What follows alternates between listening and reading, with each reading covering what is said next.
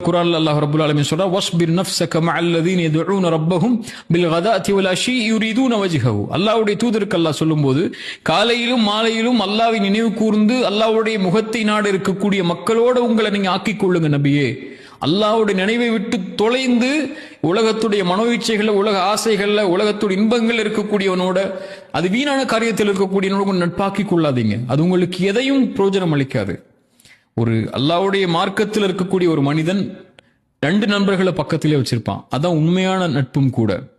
ஒன்று, அந்த நண்பன் நல்ல நண்பனுக்குங்கிற அடையாளம் முதலாவது அவனுக்கு இருக்கக்கூடிய நலவுகள் அவன் சொல்றதை விட அவன் தப்பு செஞ்சா சொல்லி காட்டுவான். நீ தப்பு செய்யற திருத்திக்குன்னு சொல்லுவான். உங்களை ஒருத்தர் புகழ்ந்துகிட்டே இருக்கிறான்னா அவன் உண்மையான நண்பன் இல்லை.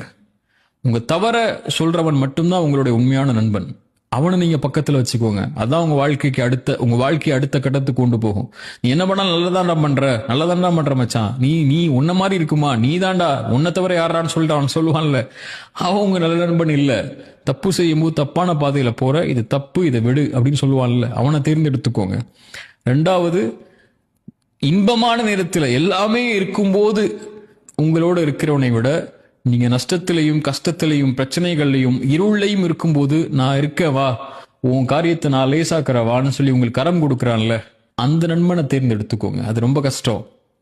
அல்லாட்ட கேளுங்க, ரப்புட்ட கேளுங்க, எல்லாம் எப்படி ஒரு நண்பனை கொடியா அல்லான்னு சொல்லி அல்லாஹ் அனுப்புவான்.